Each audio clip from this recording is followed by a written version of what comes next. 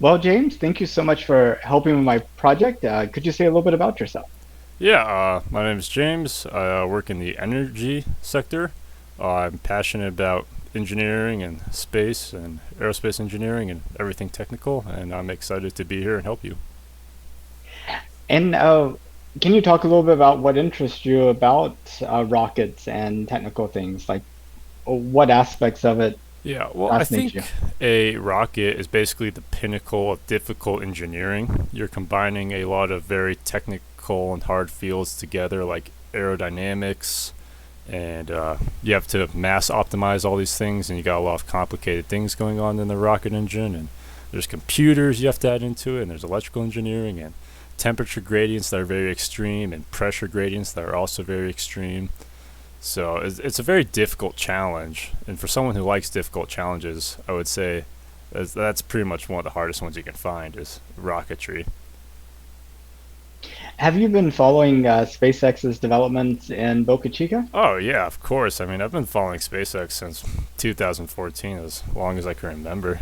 I think I first saw SpaceX during one of their first attempts to land a booster, and it was a space station resupply mission. I think it was maybe CSR 9 or something, and they had a view of the inside of the liquid oxygen tank for the first time, and that was pretty awesome. Inside of the liquid oxygen tank. Yeah, it's an old video, but you can find it out there on the internet. I think it's Wow. Cirrus 9, maybe. So they had to have lighting in there as well. Yeah, it's Let me see if I can find the video. It is. Let's see, space.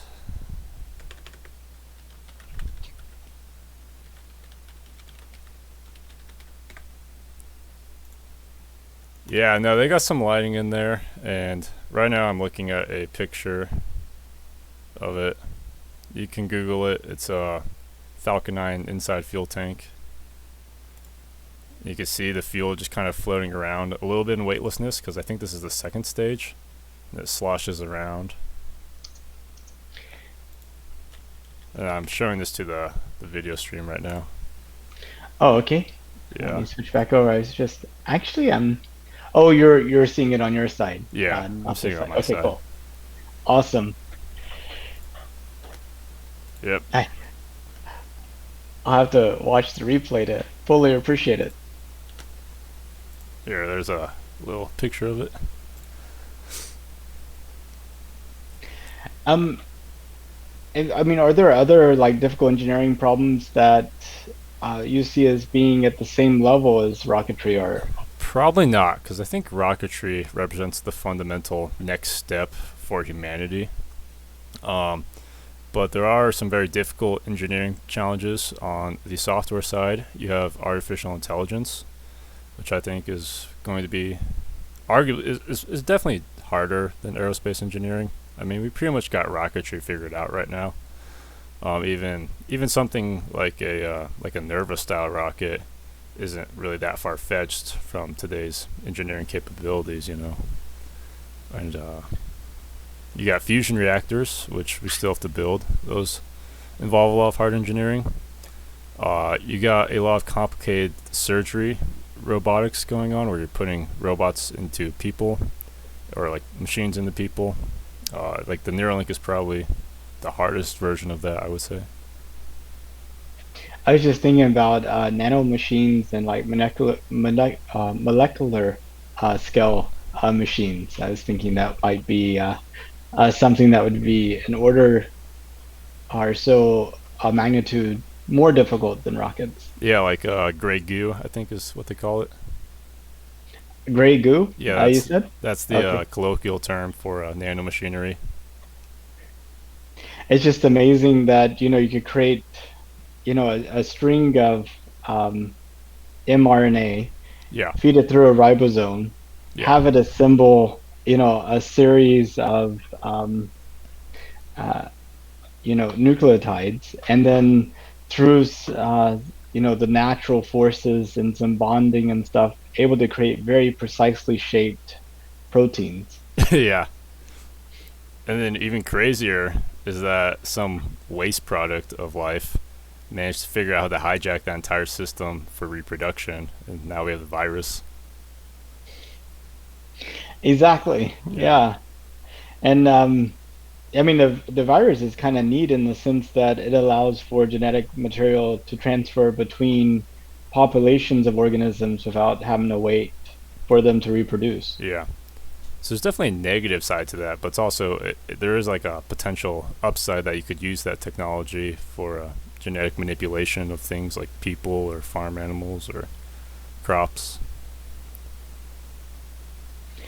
Um, so in terms of rocketry and destinations, um, would you be just excited about rockets if they were only used for point-to-point travel on Earth, or does it change anything where they go?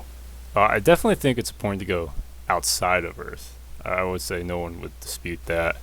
Um, there are many reasons for wanting to leave Earth. You want to try to diversify where life exists in case of cataclysmic events, and you want to explore the universe and see what's out there, see if there's any interesting things to find. Maybe there's something we don't know, and I mean, people who generally don't explore around themselves tend not to survive very long in history. So, even if we think we're safe, maybe we just don't understand it. Maybe we should go out and find the dangers, right? Have you read the Three Body Problem trilogy? No, I have not read that yet. Okay, it's just in the second book, Dark Forest. One of the premises of that book is that the reason you don't we can't detect any intelligence out there is because um, there's very hostile intelligences Yeah. that realize that technology can develop very quickly, and the times between stars is very much. And so, as soon as you detect intelligence, there's other species out there that will put an end to it. Do you think that's true in our galaxy?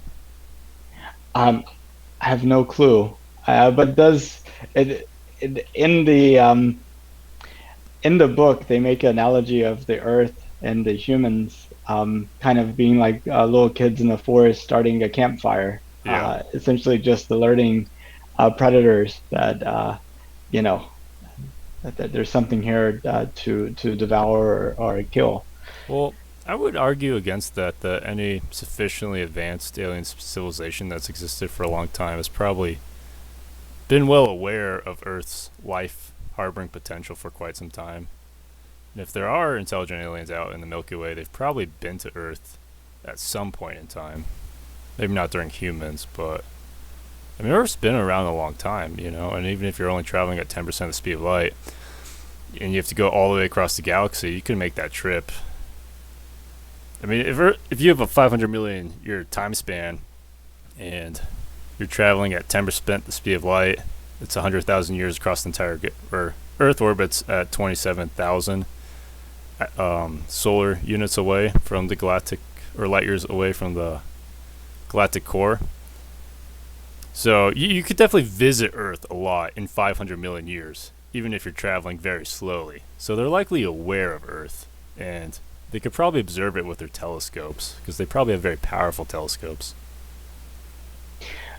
But a lot of it may depend upon kind of raw numbers. What we've pretty much learned is that planet formation is a very common thing. Yeah. I heard one astronomer from um, the McDonald Observatory say that pretty much the assumption is every star has a planet, at least one, unless it's like a binary or there's something about the system that, I mean, not having planets seems to be the exception. Yeah.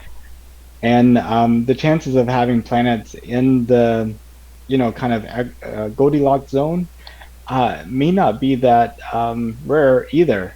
So in a situation where the galaxy could have, billions of Earths, and if you think about it, pretty much the only techno signatures that we've emitted, which would probably be detectable by other, um, you know, civilizations, had only probably come about with the advent of radio, Yeah. which was what 120 years ago, 130 years ago. Yeah. Well, I Um, think. Have you seen the movie Contact? I have so Yeah. many times. Yeah, it's a great movie. Well, yeah. So, they say that the most powerful signal that aliens could actually detect was emitted in like 1933, and so from here to 1933, that's what Like 90-ish years. 90, Yeah. exactly. Yeah, So if so, everywhere in a 90-year radius theoretically could see us, and it's quite a lot of stars actually. it is. Yeah. Yeah. And, but then you have the time to get it back. And maybe they send a signal back. But, I mean, even if they send a signal back using like the 1933 um, kind of methods, I wonder if we would detect that. Probably. We got a lot of radio telescopes. Unfortunately, we lost Arecibo last year, but we Oh, still really? What happened? Arecibo. Uh-huh. The cables Oh, lost yeah, tension, Arecibo. Yes, and that's right. it. I'm sorry. I remember that it collapsed in the forest. For some reason, I was thinking about the VLA. Oh yeah, Um, very when large array. That one yeah, should be a lot safer from destruction. it definitely has some redundancy. Yeah. Yeah, no, I remember Arecibo. Yeah, you would that'd be hard to miss. That was such an iconic thing, especially whenever we talk about contact. That was like the initial, uh, I mean, where the story began. I always thought that was built in like a crater. I didn't realize there was a forest, that there were trees underneath. Uh, yeah, I think they cut down most of the trees, didn't they? Or there's not much underneath it, is there? I mean, in the pictures where you had the collapsed dish, Yeah. um, yeah, I mean, there seemed to be I quite think a. something grows underneath there. I don't think nothing Uh, grows underneath there. I'll have to look at a picture of it again. um, so just out of curiosity, when and how did you learn about our plans to go back to the moon in 2024? Are you talking about the Artemis project? Exactly. Um, I guess I would say when the announcements first came out, when Mike Pence was talking about wanting to go back to the moon, um, and he reconvened the National Space Council together. They were talking about this. That's when I first learned about it. But I've always knew there was kind of like general plans under the whole. Um, I mean, SLS is built for something, right? So it was inevitable we're going back to the moon. I guess the question is under which program, which rocket, who was doing it. Yeah, and that's a big question about which rocket. I mean, you have SpaceX over there talking about a fully reusable system that they say will cost less to launch Yeah. per launch than a Falcon 1, even. Yep. And then you have the SLS, which can only be used one time, and they're saying it'd be like 1 billion, 2 billion per launch. Yeah. So depending on who you ask, it's either 700 million or about 2 billion. And I think the price tag probably leans closer to 2 billion in actual costs, which is not sustainable economically, I would say. Yeah, it almost seems like the SLS might be a big distraction. Uh, Um, I would say it's a waste of resources. I think ever since its conception, about half of NASA's budget's gone to SLS in one way or another, and that's about $10 billion. Um, and that's obviously not. There's no rock. Well, the rocket has been built, um, but I would say for the amount of money spent on it, there has not been enough progress, and it's a Moon Direct is not very efficient or smart. I would say we should have been focusing on something more similar to von Braun's original architecture, or Musk's architecture isn't that bad, although there are some criticisms about crew safety, which I think are valid. yeah, I mean, in terms of Musk's architecture, I mean, I know you have like the Starship, which should be like orbital class Yeah, rocket, and then having like a lunar lander version of it. I mean, it seems like you would have the lunar lander rendezvous with the Earth um, part of the rocket in like Earth orbit, Yeah. uh, and then send it off to the moon and have it land and then come back to Earth orbit. Uh, like if you actually like think through the whole Artemis plan right now, it's kind of stupid. The idea is that there will be this orbital space station called Gateway in orbit of the moon, which will be built probably by SpaceX Falcon Heavies. And then we will launch up a SpaceX rocket that will go to the Gateway, and it will wait for NASA to send up a $2 billion rocket carrying 4 people, or however many people it is. Things might change. To the Gateway, where they will then board the Starship, which has already gone from the Earth to Gateway, and then that will go down to the moon and then back up, and then they'll return. Even if they're just using like, if you're concerned about like crew safety on ascent, you could still use Crew Dragon to dock to the SpaceX Moon Starship. You don't have to waste money on SOS and the Orion. Yeah, exactly. I mean, I think once they actually see Starship flying, that will be the end of SLS and Orion. Yeah, I sure hope so. There's a lot of powerful um, interest in keeping SLS Orion going. Boeing is probably the biggest aerospace contractor in the U.S. There's a lot of jobs dependent on Boeing, and I think there's like over 800 small businesses contribute to SLS, and small businesses are very valuable to a lot of politicians across various districts. So I think it's unlikely it'll get canceled anytime soon, but 10 years down the road, SLS probably won't be launching. Yeah, it's going to be pretty crazy whenever there's like dozens of starships flying, and then once a year there's a SLS flight. Yeah, and it's carrying like, I think it can only carry like 6 tons to like moon orbit or something ridiculously low.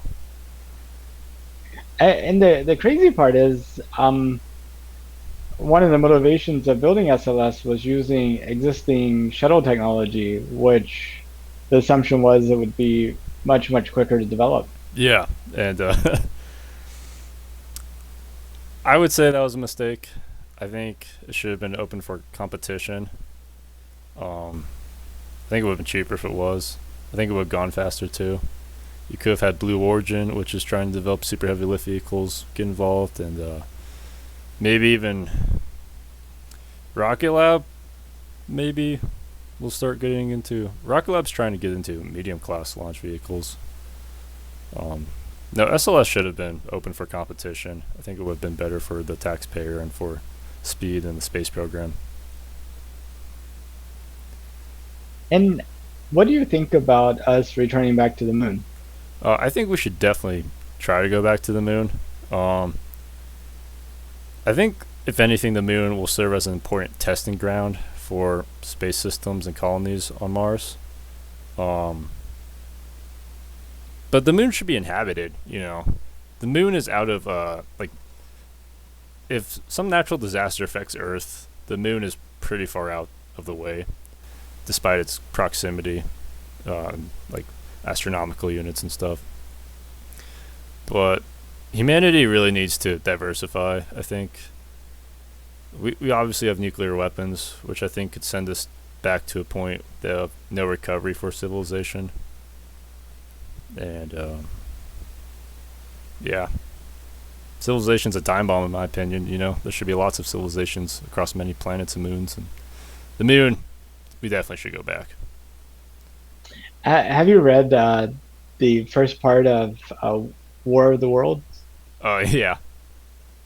I just keep thinking, those Martians looking enviously at the Earth. Yeah. What better realistic story could it be if those Martians were previous Earthlings? Previous Earthlings? In the sense that, I mean, can you imagine a state like 100, 200 years, 500 years, or 1,000 years from now, where you have this group of humanity on Mars, and they're looking at the Earth and they're going, "Wow, those people have it so easy. Yeah. We need to go and take the Earth back for ourselves. Yeah, you might have some Martian ultranationalists or Earth. They want to invade Earth. The Expanse kind of talks about the conflict between Mars and Earth and what that might look into. And I don't think they're like exactly accurate about what it's going to be, but I don't think they're very far off from what the future would be in the Expanse. Have you seen the Expanse or? I have, Yeah, yeah, all four seasons. Uh, yeah, yeah. it's a pretty neat show. I especially like the intro, where you see the Oh build yeah. up of infrastructure throughout the solar system. Yes, that was very well done. I think a lot of that show was well done. Talking about shows, have you seen For All Mankind? Yeah, I definitely saw the first season. Um, the crash land the Apollo 11. Saw that. Um, I kind of wish we had lived in the world where there had been more competition with the Soviets to go into space. Yeah, but unfortunately, just economic realities didn't allow for that to happen. There was the Apollo Soyuz mission, which I think was a very good thing we did, and they stepped towards diplomacy and working together with the Soviets. And that's when we docked a Apollo module with a Soyuz module in space. Have you heard about that?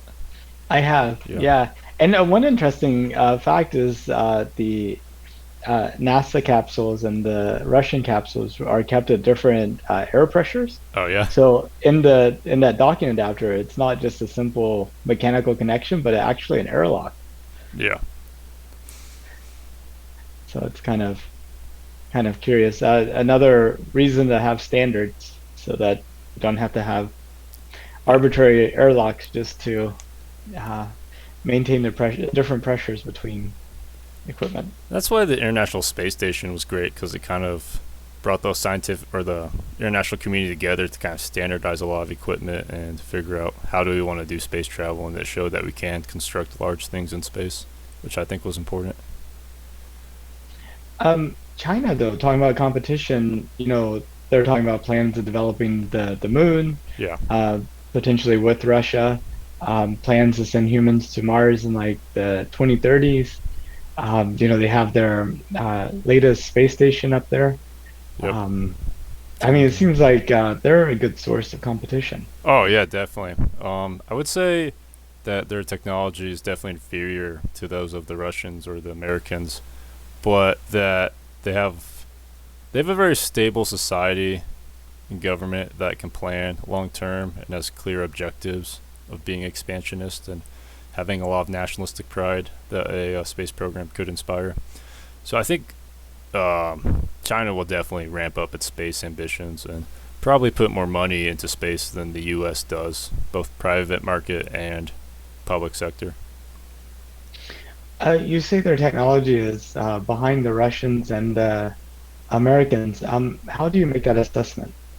Well, I think the technological leader right now, at least in the Americans, is definitely SpaceX, which is capable of doing a drone ship landing, and they're capable of um, very high thrust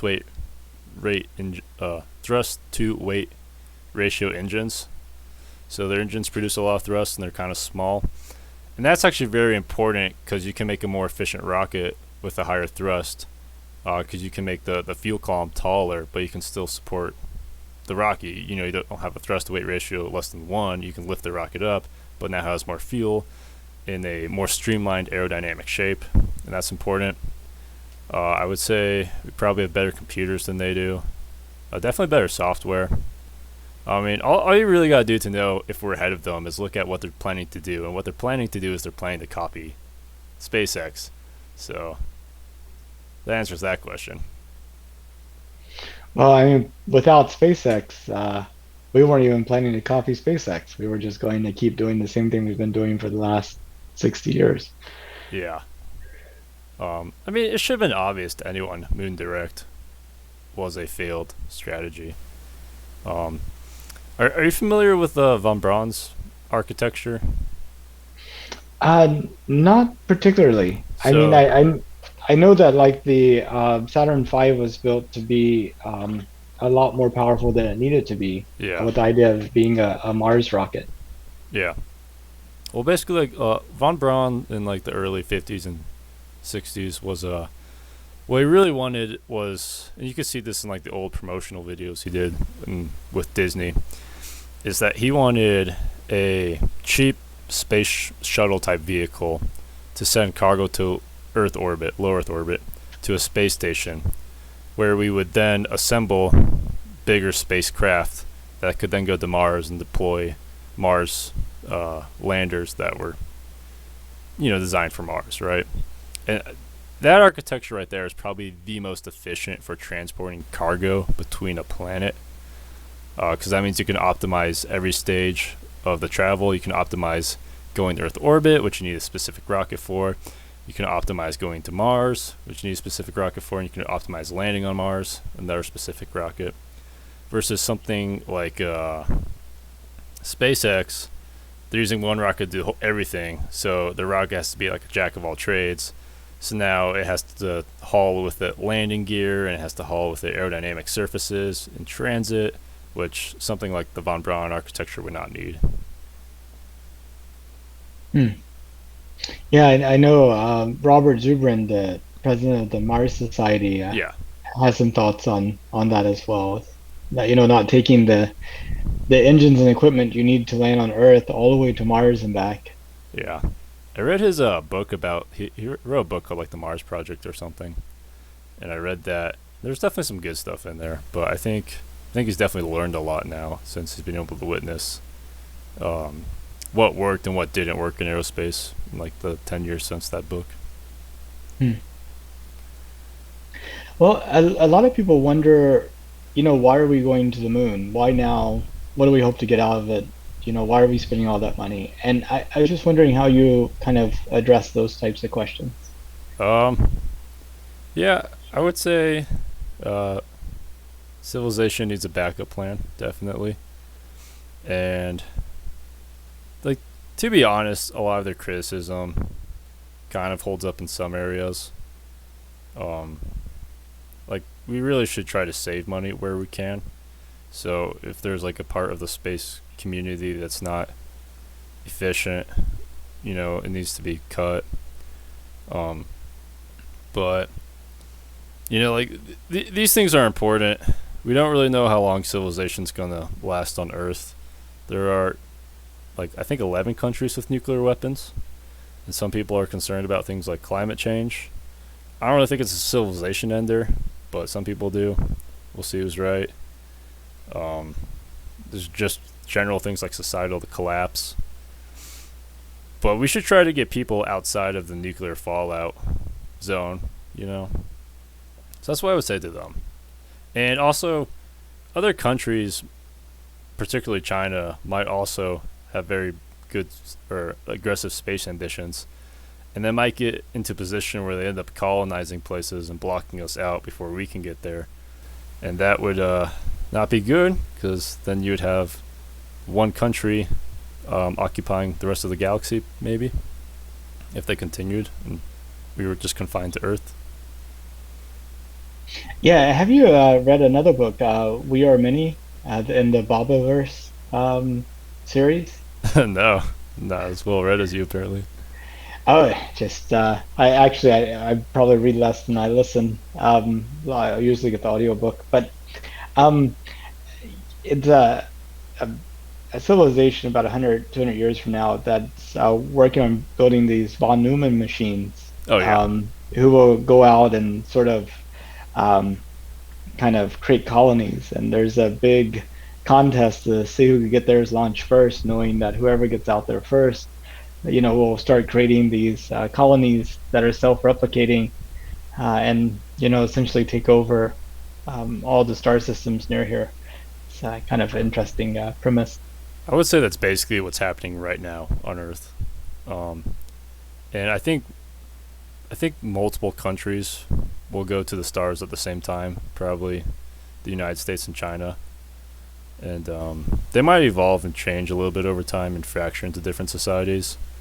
But I would say the two countries that will be on Mars is the United States and China. Hmm. Yeah, it's going to be an exciting time. I feel like the 2020s are going to be what the 1970s people thought the 1970s were going to be, and I Yeah. was wondering what you thought about that comparison. Yeah, that's so I guess the space race kind of died down in the 1970s, and I definitely think you're right. The 2020s will actually be going to Mars. I think people will land on Mars by the end of this decade. I really do. Maybe not 2025. That sounds kind of aggressive, but 2029 at the latest. I think we can get there with humans.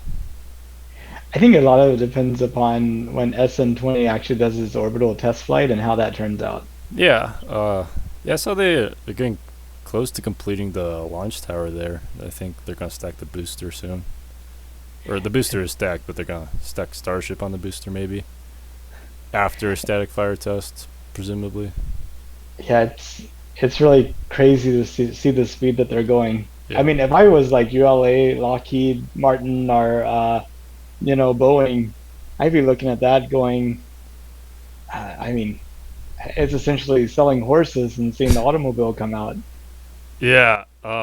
It's kind of ridiculous, but I think they feel pretty confident in their niche market that they are legally entitled to, apparently. So I don't think they're too worried about turning a profit or a dividend, but they definitely could have had this market if they had a little bit more vision and leadership back when ULA formed in 2006. I think it was a bad thing that that didn't happen, but I definitely see why it didn't.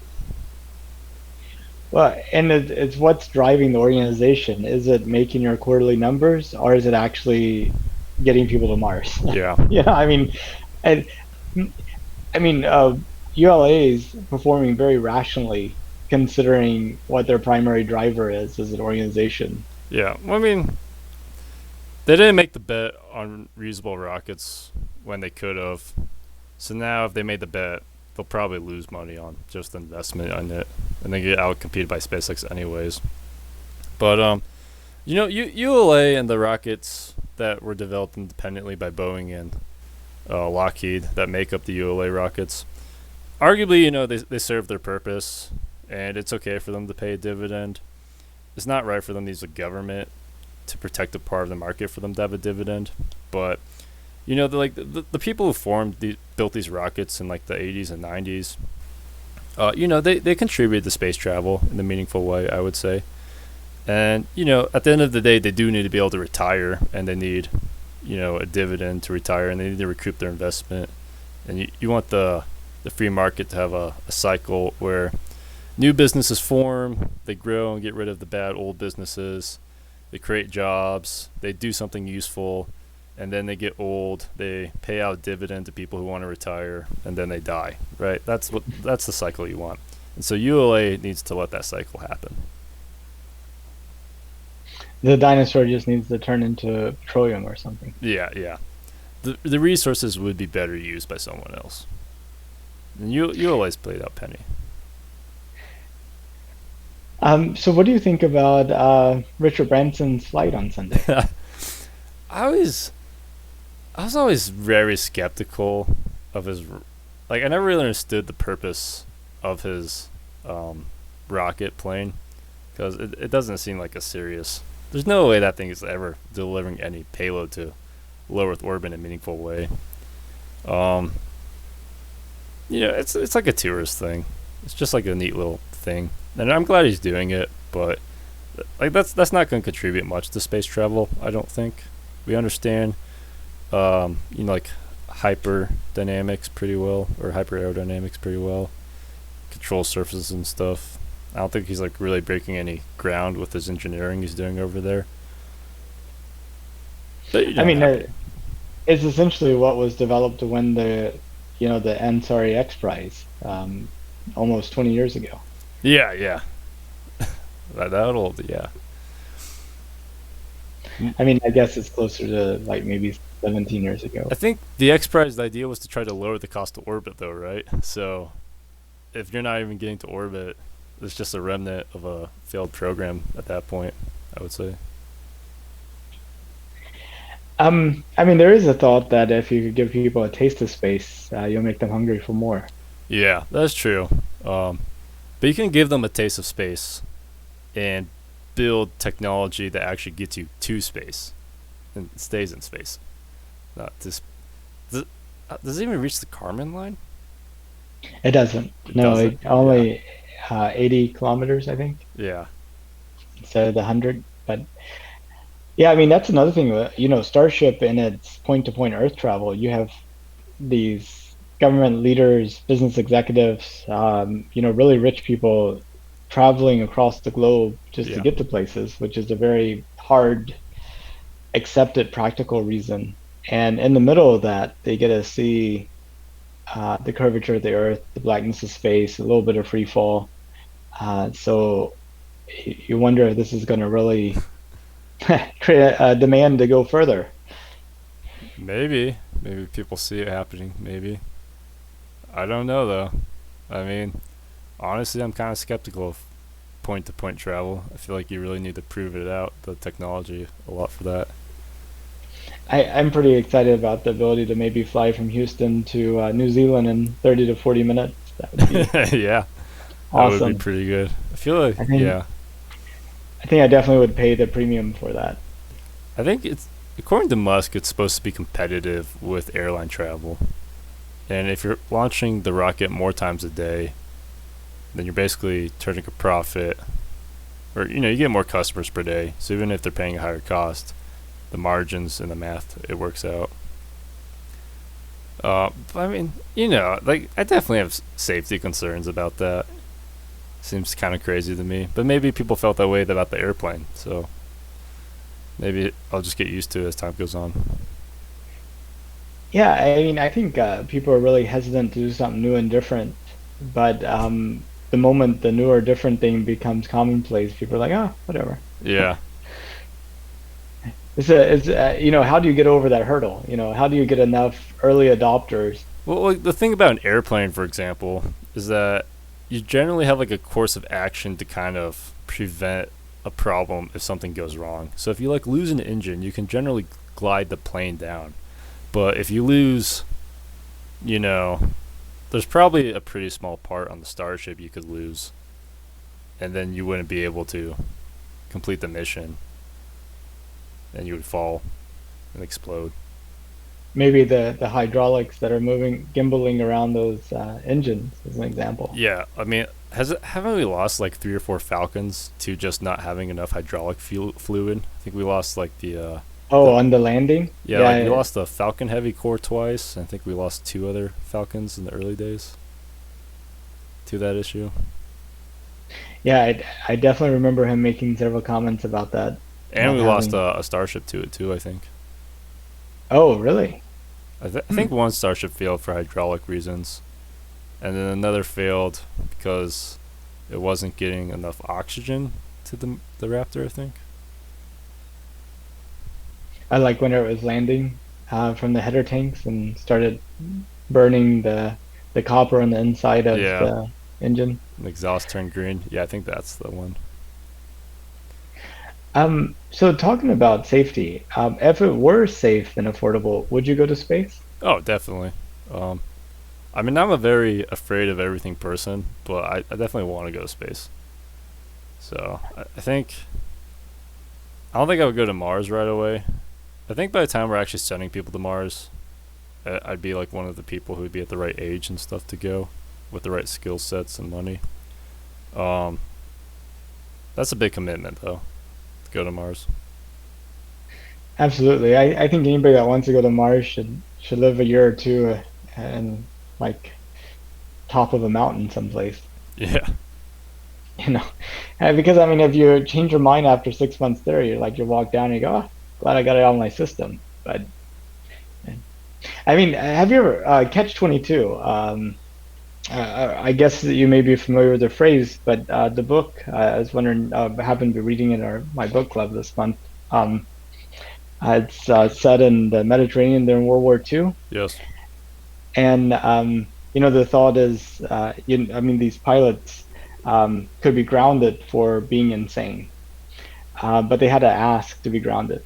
But if by asking to be grounded, they obviously are expressing fear of their lives, which is a sign of sanity. Therefore, they couldn't be grounded if they asked, but they can't be grounded if they don't ask. So that's sort of the catch 22. Yeah. I feel the same thing may apply to Mars. If you're willing to go to Mars, you're probably not sane enough to go. Yeah, and that I do worry about. Honestly, I think I'll have trouble getting enough people to go to Mars. I think there might be like 10,000 people right now who, if you ask them, are you ready to go to Mars and pay for it, they'll say, okay, I'll go. And then, like, what skill sets do they have? Probably not the skill sets you want. They need to be the type of people you could put them in the middle of the desert, and you come back 2 years later and there's a thriving community. Those are the type, you know. Yeah, And if you can't do that in one atmosphere or 1G with a 24-hour day, with the biosphere, uh, you know, forget about doing it on Mars. no, There's like no magic technology that we have. no. I mean, I'm curious to see what exactly he'll send to Mars because it doesn't seem like there's been any development on like actual stuff to be deployed on Mars, like a fuel machine or you know an ice gathering machine or something. Well, there's a itsy bitsy development in terms of that. The whole MOXIE experiment that's on the Perseverance rover right now that's taking carbon dioxide and turn able to turn that into oxygen. Yeah, and I think that NASA should definitely try to kind of pick up the slack there and try to focus more on bases and machinery to build bases on Mars. I think that would be a very good use of their resources. Um, so with your interest in going to space, did you sign up for like a Dear Moon or Inspiration 4? No, I didn't. I didn't think they'd choose me, so that's why I didn't do it. But Well, Inspiration 4, random drawing for a donation. So, yeah, I mean, I don't play the lottery, but maybe I should have. It might have been a better idea to do that. Maybe on another inspiration. yeah, I think if it turns out well, you might see a few more projects like that. Yeah. Um, did you know about the Discovery Channel's show that they're going to be doing next year called Who Wants to Be an Astronaut? No, I did not. So it's going to be, you know, uh, they're going to have these people on the show doing like these challenges, and the person that's selected from the show actually goes to the International Space Station for a week. Oh, that's pretty cool. Who pays I, for that? Like Discovery pays for that, or NASA? I exactly Discovery would pay for it. I mean, presumably they would be able to attract enough interest Yeah. to get the advertising and marketing dollars, and then you probably have little figurines of the and player cards, and Yeah. I mean they obviously want to get people that would be able to attract a wide audience. Yeah. I mean, there's got to be like at least 30 to 40 million a ticket though to get someone up there. I think it's like Yeah. 55 million, yeah. And that's just for the ticket. Forget all the production fees and the challenge and everything else, the training and all that. Yeah. I mean, that show could have a budget of like 70 million, and that means it needs to make 70 million in advertisements or however they do it.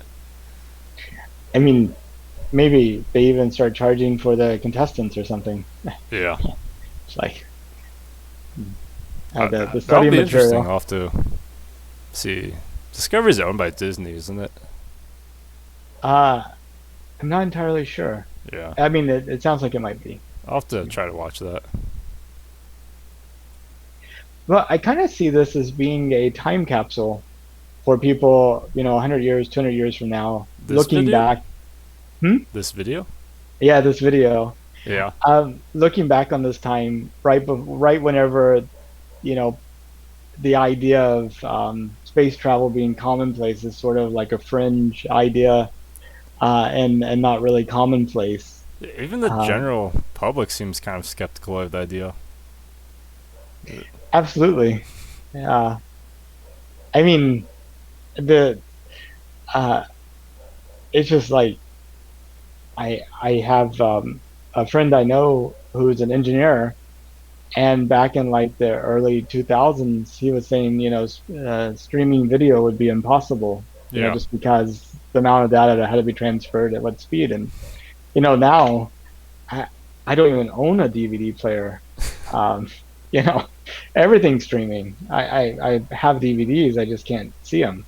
So it's kind of It's, curious. it's amazing how many people could be wrong about even a short term prediction, like 10 years. And these people, like, often the times are experts, in the industry. And they're completely wrong so many times. It's all about saying something semi-believable with conviction. Yeah. Then people are like, ah, he must know what he's talking about. And then, yeah. Yeah. Well, I'm glad we have people who prove them wrong and do these important things. I think we need to try to foster more of these people, get them into other industries, make sure quality of life improves and things get more efficient or safer. How do we create such people? How do we create such people? Um, Good question.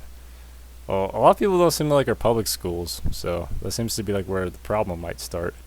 I think Carl Sagan had a famous quote where he said, "You go into a preschool or kindergarten, you kids ask you all these questions. They want to know everything, and then you go to their high school and you go in the classrooms and no one wants to ask you any questions, and something changed in those years, and that's wrong. And so it's definitely onto something there. I think STEM fields, while they're not for everyone, they definitely can foster the abilities and motivations of people who need them. Um,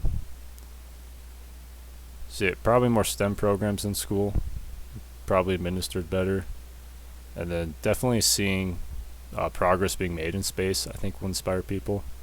I mean, space is kind of like the thing where you ultimately end up if you're looking for motivation, because it's the most inspiring thing you can really do. Yeah, pushing the physical bubble out of humanity and life and everything. Yeah. I, that was a great observation about preschool kids' interest and curiosity, and how we kind of do something along the way to bleach that out of them. I also feel another thing is that I think kids come out of high school feeling useless. I mean, all their life they've been sort of in these prepackaged environments where they could just not show up and society goes on without them and they don't have a place. I almost feel like, and I don't think there's any good way to say this, that child labor may actually be a semi good thing, because you're actually contributing to society, and you're having some type of impact, that there's people depending on you. I would agree with you there. Yeah. Um, People definitely benefit from work, especially if they're doing something useful. And maybe not, maybe you shouldn't have like a 8-year-old in the workshop, for example, but you could definitely have them doing something, or like shop classes. They're kind of not really a thing anymore. That's where like STEM classes kind of take over and they become the shop class, and you learn how to use tools. And do you think they need like more manual labor, or do you think just any labor in general? I think anything where they're producing something that's meaningful Yeah. would be kind of the thing, and maybe not even producing. I mean, why aren't kids like the food staff, the janitorial staff, the maintenance staff, the actually running the systems in the school? Yeah. I mean, They do that a little uh, bit in colleges. yeah, exactly. With the student jobs, you have them signing up for the bookshop, and for teacher assistants and um, other things. Yeah. When I was in college, I always thought the kids who had college jobs were going to be the better ones off because of it. Yeah, absolutely. I mean, you're already getting that mindset of, you know, how do I work as an organization and contributing, and Yeah. that type of thing. Well, people really need to get it ingrained through their head that in order to have stuff, you need to actually work and have someone has to work and build it, right? You don't get a good society if no one's working. Yeah, and whenever you're able to sign up for Instacart and DoorDash and Amazon, and everything is just delivered to you, and you have no visibility into what the supply chains look like. Yeah. And then anytime you have waste, you just put in a can, put on the side of the curb, and twice a week it disappears. You have no idea what that waste um, chain looks like. I, I think that's creating such a um, kind of societal ignorance about our Yes. true impact and interdependency.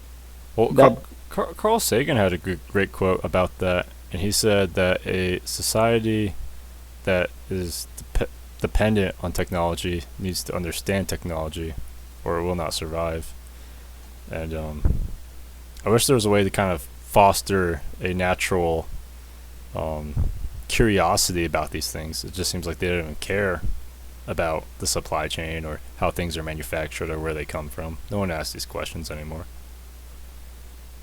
um, any ideas on what first steps might be in order to change that? Like just anything. Like forget about how effective it might be.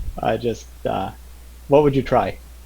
I don't know. Maybe like in sixth grade, you give every kid a project and say, figure out how this object is made and try to make it. Figure out how this object's made and try to make it. Hmm. Maybe I don't know. No, that's a fantastic idea. I Yeah, mean, wouldn't it be funny if high school seniors had to build their cars? a car. That might be a Yeah, group project, but yeah, uh, exactly. when I was in high school, I tried to design my own car, and I used the Autodesk Inventor program. Are you familiar with the? I am. I mean, I use the Autodesk Fusion 360. Yeah, Um, so I imagine it must be very similar. yeah, it is. Yeah, if you're in schools, you get access to the Autodesk Inventor products, and they allow you to do a lot more. But Fusion definitely gets the job done, and it works, and it allows you to make whatever thing you want to put on your CNC machine or 3D printer or just look at. Yeah, can you imagine if kids had to build their own computers, make their own clothes, cook their own meals, grow their own vegetables? I mean, uh, that would give them a completely different level of understanding about the nature of their existence. Someone should definitely create a charter school with that idea in mind, and we'll see how the kids turn out, and maybe they turn out better. They would definitely have a set of life skills that would set them apart. Yeah. These things are also important to know for political reasons, so you know who to vote for. If you understand the supply chains and the economics and the resources and where they're at.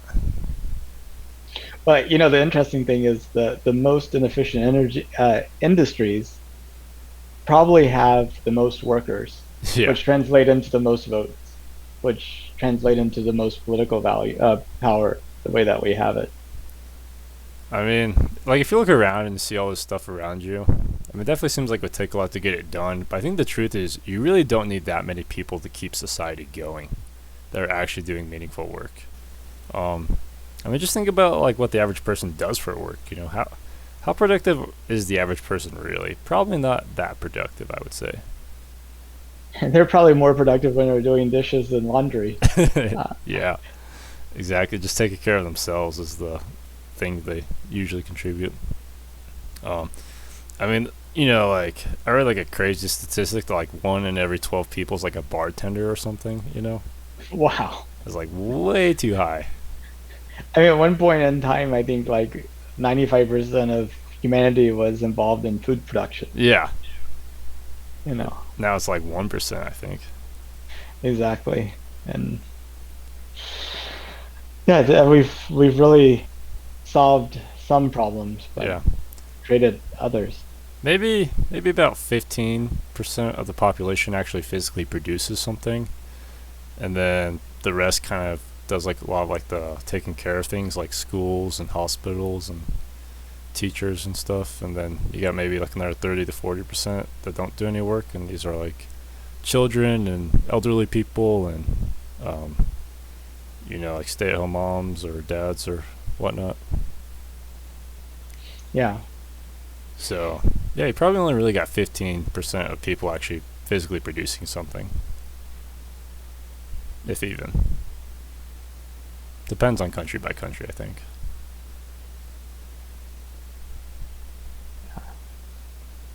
Yeah, I was just thinking about the high school or school where the kids did everything. I mean, that may even include teaching. It's like, hey, Yeah. you got to go and learn the calculus to be able to teach to your classmates. Well, if You could you have can oversight. effectively uh, teach someone something, then you definitely learned it. Absolutely, absolutely, be quite the thing. I wonder what kind of issues we run afoul of in terms of unions and labor laws and all these things, which may be a big impediment to setting up such a thing. No, yeah, unions definitely have been slowing down the progress of creating something like a charter school. They see it as competition to their interests. Maybe they're right. I think they probably are. That's competition to them. Uh, but they should probably allow charter schools to exist. There should probably be diversity of ideas when you're doing something like teaching kids. And you could close a charter school pretty easily. You can't close a public school very easily. So even if the charter school is a mistake, you can get rid of it. Hmm. Absolutely. Well, James, I really appreciate your time. I know we covered a lot of ground, but is there anything that you wanted to talk about that we didn't get to? Um, yeah, I guess I just I'm curious as to what you see the far future being like. Like, where are we in 1,000 years? Well, I think we're where we want to be as a society. The only question is how can we transition that desire into something that we could be happy with. Um, I think uh, I think 1,000 years from now, we would have figured out either how to put people in like hibernation or take consciousness and take it out of the body and put it into more durable means or even some way to maybe broadcast it. Um, Like a brain to computer interface or something? exactly, exactly. But a little bit more than just the interface, the ability to actually take the running program that's running on the neurons and putting onto something that's running on silicon that doesn't need error and all these complex systems to maintain. Theoretically, it should be possible. It's just would that program continue to accept the validity of its own existence? I Yeah. mean, Oh, you have people that have you seen that movie? What is it? Altered Carbon, where they have like, their yeah. take the consciousness into like, little stack, I guess is what they Yeah, call yeah. it. They have the stack that their conscious is downloaded into, and they create little save points and stuff. And you could just keep changing out the bodies, the sleeves, as they call them. Yeah. And you know, I think we're going to have a lot of little bitty collapses and little bitty groups that spin off, and Probably. there always will be conflict. Um, but there also be kind of um, I think it's going to be really dynamic. I mean, I imagine humanity will be in 1,000 years from now, a dozen star systems, I would say. I would agree with you there. At least a dozen. That's the goal. The hardest one is just that first one. Once you Yeah. do the first one, everything else is just a matter of skill, you know. Yeah. And the question is, do we just send life? Like, how important is it to actually send? I mean, do we just like send bacteria and a mechanism to sort of create life like it is on Earth? Um, I think if a but planet doesn't have an ecosystem and we can easily provide it one, we should, just so, cows and dogs and stuff have a place to live, continue doing their thing. Talking about dogs, I've talked to a lot of people about, hey, did you know that we're going to the moon in 2024? And a lot of people say, no, not until you told me. And I was thinking, if we actually sent a dog to the moon, I bet you everybody would know about that. Yeah. We'll probably start sending animals to space again in the next 2 decades, I would say. People will probably go want a cat on the moon base or Mars if they can take care of it without it breaking anything important. Astro cats. Yeah. Yeah. Yeah, that would be awesome. I saw a painting of like a horse in a spacesuit, but like an astronaut in a spacesuit riding on it. I Yeah. thought that was kind of curious. Uh, so, where do you think we'll be in 1,000 years from now? 1,000 years, I definitely agree. 12 or dozen stars to systems.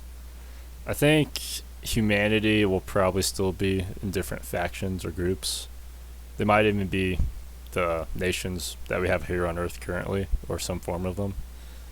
Um, I think we'll be able to travel somewhere between 10 to 30% the speed of light, and this will probably be with like antimatter annihilation or maybe even fission if we absolutely have to, because we can't figure out fusion or antimatter annihilation.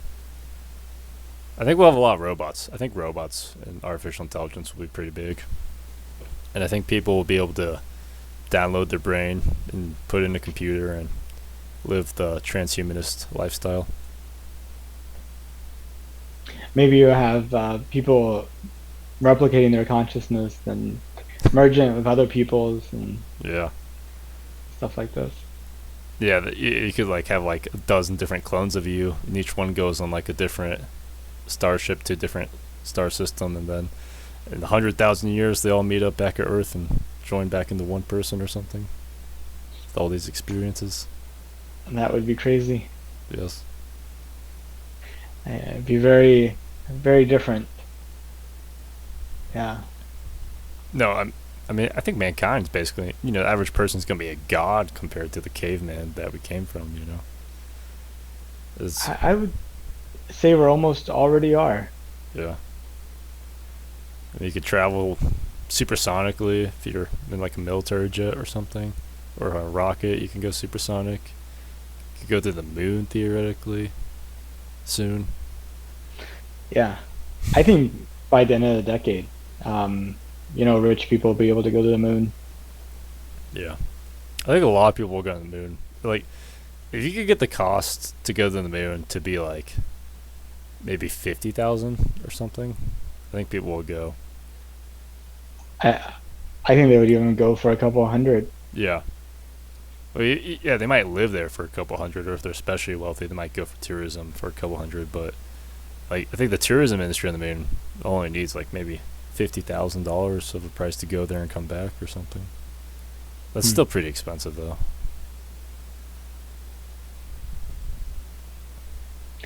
It all depends upon what that top line number looks like. Yeah. Um, our Starbucks looks very expensive to some people that have quite a bit of different top line number. Oh yeah, yeah.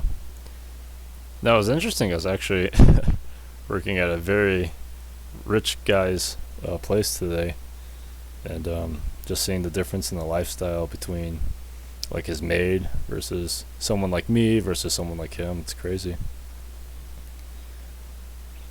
But It is. Yeah. Well, I think I'm gonna go off and get some dinner. all right, So thank you so much, James. Please send me the video. I'll I want to try. be pins and needles until I get it because I haven't missed a day yet. So All right, and try. Let me know if there's a problem with the video or something. So I'll try to fix it. okay, awesome. Goodbye. Okay, bye bye.